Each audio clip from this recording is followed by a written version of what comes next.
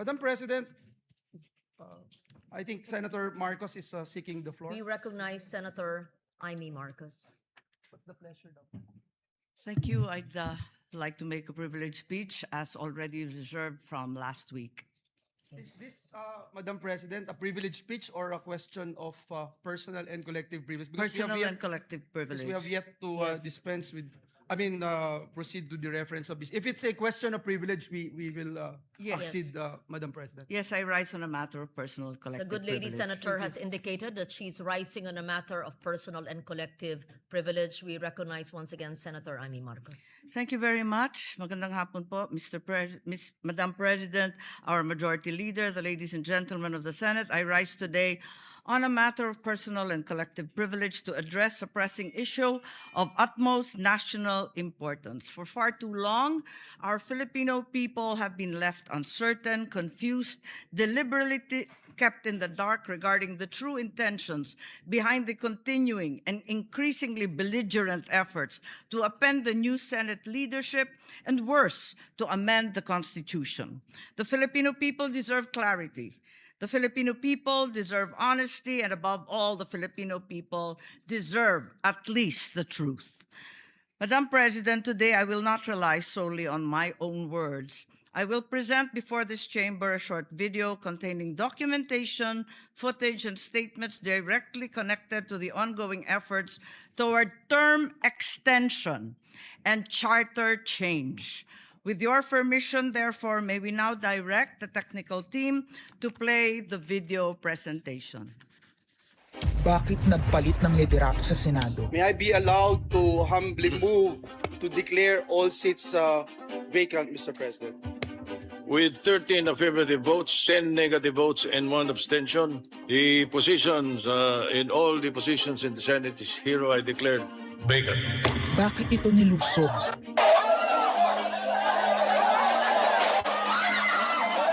Bakit patuloy ang pananakot? Talagang garabalan, obvious na obvious, iniisa-isa ang majority.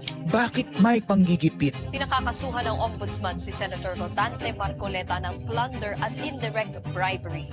Bakit may pambabaluktot ng kwento? Nililito nila ang publiko. Ang kainan ay naganap alas 4 ng hapon. Ang barilan alas 7. Nagmamalaki nilang may nangangamusta. Si Camille Villar ang unang nag-update. Saka sila nagsi-reply. Last convo, 4 p.m. Next chat, 10 p.m. Bakit may demolition job? Bakit may pait? Bakit hindi matanggap? Napakaraming bakit. At narito ang mga sagot. Pero bago ang katotohanan, wasakin muna natin ang kasinungalingan.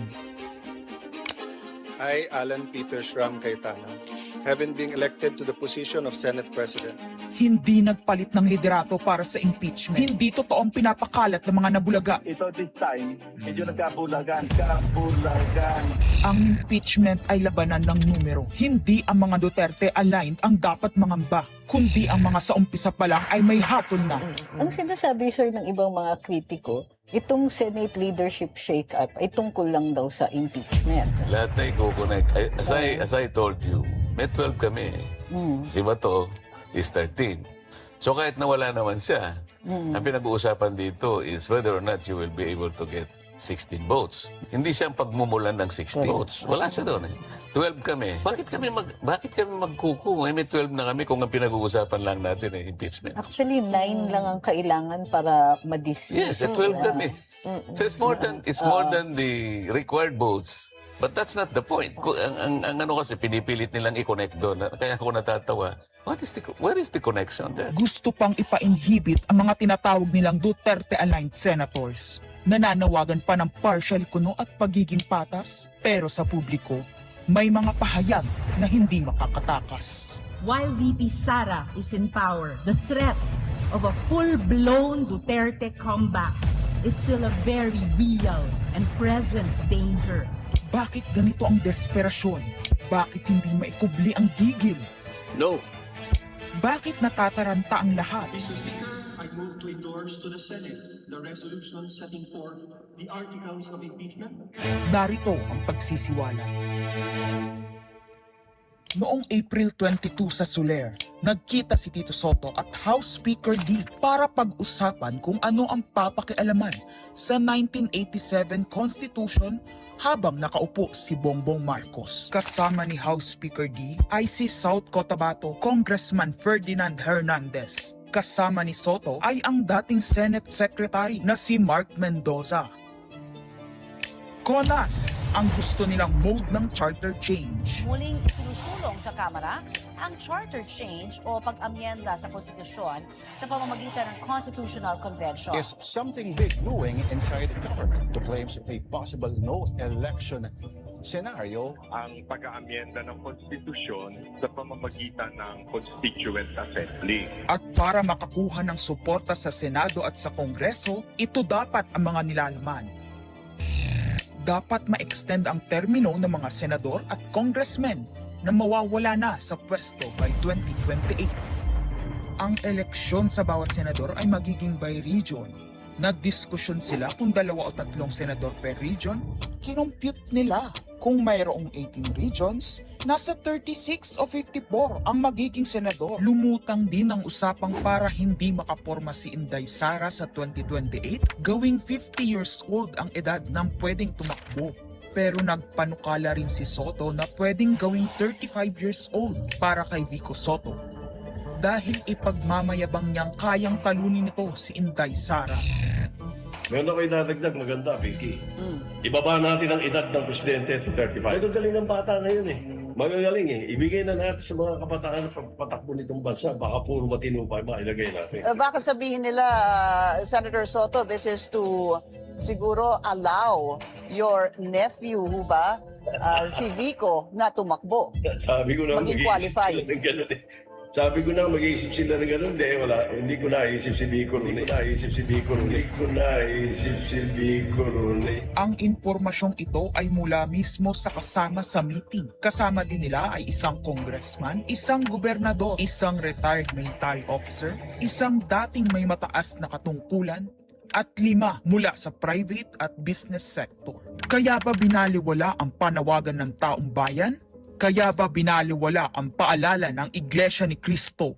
Hindi po nagbabago ang bilin ng Iglesia ni Cristo, Nelson, na ang Iglesia ni Cristo po ay tutol sa impeachment.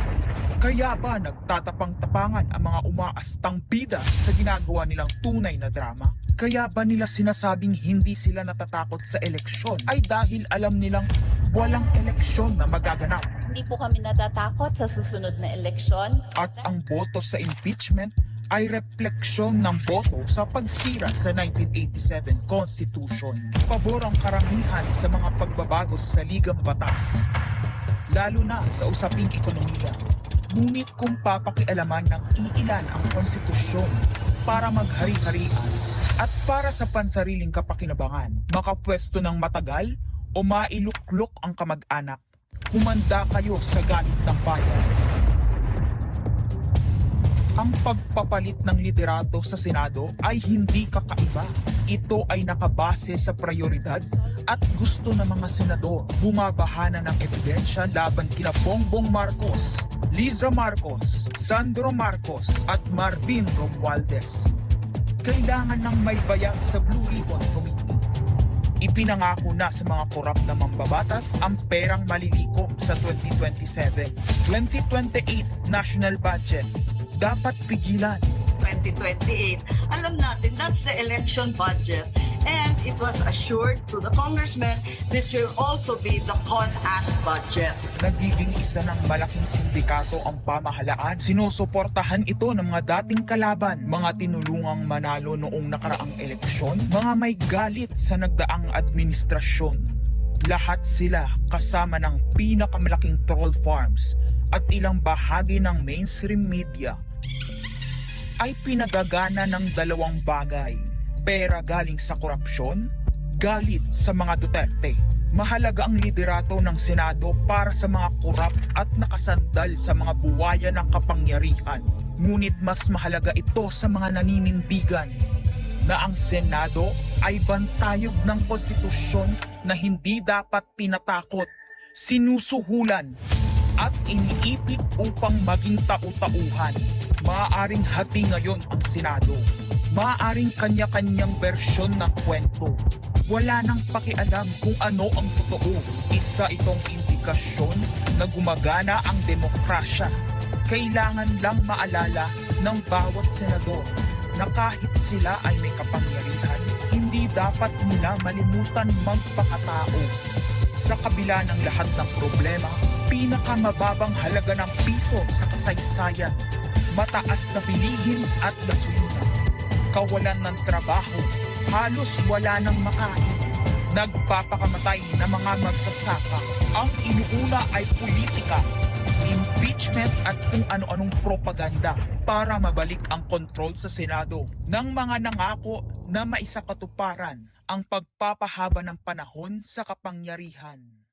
Kung magde-deny yung mga nandoon sa meeting na yon at pabubulaanan yung aking sinabi, then sasabihin ko kung sino ang nagsiwalat sa amin. Kasi magugulantang ang buong bansa pag siniwalat ko kung sino yung nagsabi sa amin.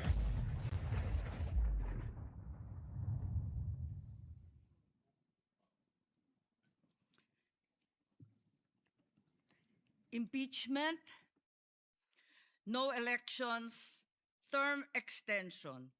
Ito ang inaatupag ng ilang mambabatas na nagiging mambubutas ng sikmura ng taumbayan. Inuuna ito kaysa gutom, trabaho, kalusugan, kabuhayan. Gusto nilang pahabain ang paghihirap ng Pilipino, gusto ata nilang gumapang ang bayan sa dusa, gaya ng paggapang ng mga buhaya sa kaban ng bayan at konstitusyon. Ginoong Pangulo, Ginang Pangulo, hindi ko inaakalang aabot sa punto ng buhay ko na ako, isang Marcos, magtatanggol ng 1987 Constitution, isang saligang batas na isinulat laban sa aming pamilya. Pero sa huling pagbisita ko sa libingan ng mga bayani sa puntod ng aking ama, pinaalala ako ng mga katagang nakasulat sa kanyang himlayan, Pilipino. At bilang Pilipino, bilang isang lingkod bayan, bilang isang kaisa-isang anak ni Ferdinand Marcos na may lakas ng loob na tumindig para sa ating bansa, dapat protektahan natin ang saligang batas ng Pilipinas.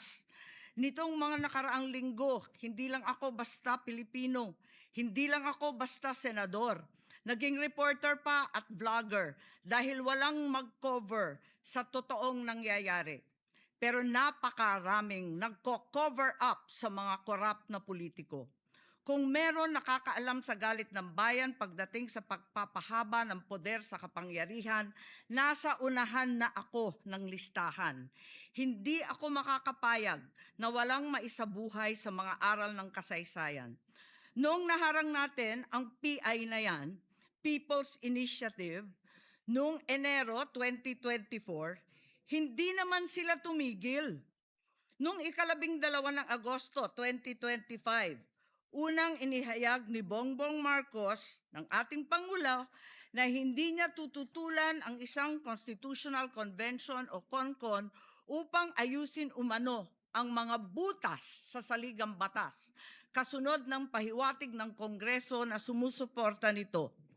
Pagsapit ng Nobyembre, nung nakaraang taon din, naghain na si Congressman Ronaldo Puno at mga miyembro ng NUP, National Unity Party, ng House Bill 5870, naglalayong magpatawag ng Constitutional Convention upang magmungkahi ng mga amyenda sa konstitusyon. Noong 30 ng Enero 2026, nagpahayag naman si dating Senate President Soto ng suporta sa pagtalakay ng mga amyenda sa konstitusyon matapos ang desisyon ng Korte Suprema kaugnay ng impeachment laban kay VP Sara Duterte. Agad itong ikinatuwa ng tropang NUP na nagsabing mahalaga ang kooperasyon ng Senado upang maisulong ang mga reforma sa saligang batas. Gayunpaman, noong ika-31 ng Enero 2026, sumagot ang Malacanang, hindi raw prioridad ang charter change o CHA dahil nakatutok umano ang Pangulo sa mga isyong pang-ekonomiya. Isang pahayag na inilabas matapos magpahayag ng suporta si SP Soto noon sa pag-amyenda ng konstitusyon.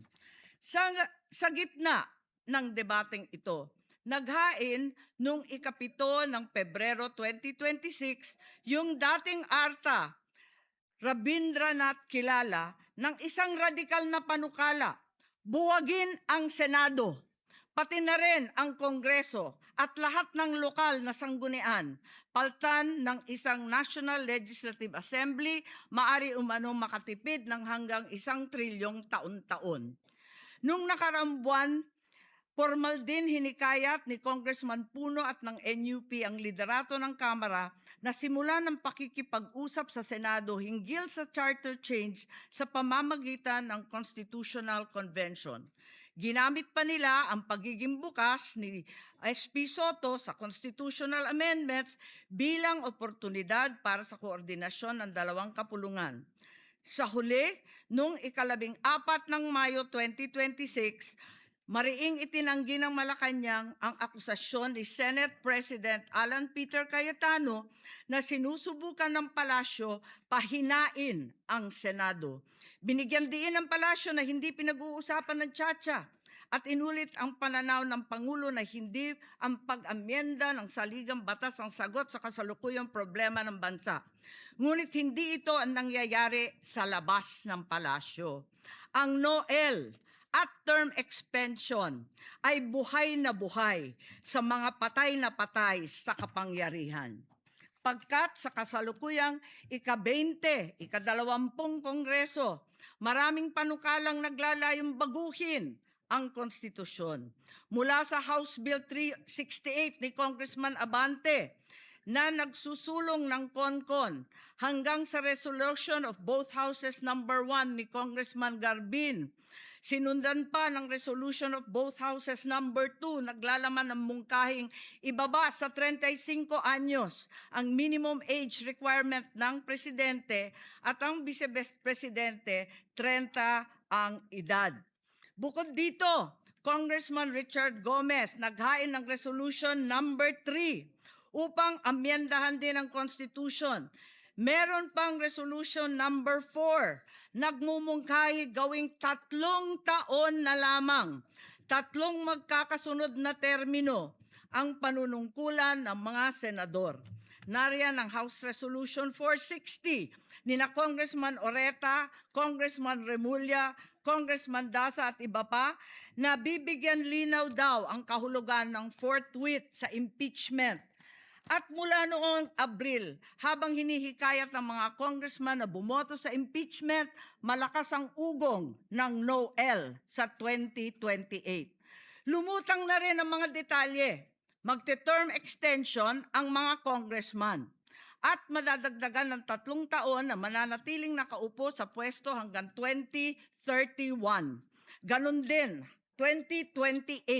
Ganon din ang mga senador, pati ang Pangulo, hanggang 2031 na raw. Kung may eleksyon man sa 2028, sa lokal na lang. Kaya, Visayas o Mindanao ka man, suportado ng iglesia o hindi, walang problema dahil walang eleksyon. Kaya ang tanong ngayon, ayaw ba talaga ng palasyo sa Chacha o kunwari lang? O talaga bang wala ng respeto sa Pangulo? Bukod kay Lito Banayo, napakarami kong sources patungkol sa mga meeting na naganap para sa isinusulong na Constituent Assembly o CONAS. Mga kalipunan ng mga politikong hindi nananalo sa mga matataas na posisyon, inaambisyon nila. Kung hindi kayang manalo sa boto, baguhin na lang ang konstitusyon. Noon pa man, hindi ako naging hadlang sa pagbabago. Kumpara lamang sa ekonomiya at ikagiginhawa ng buhay ng Pilipino.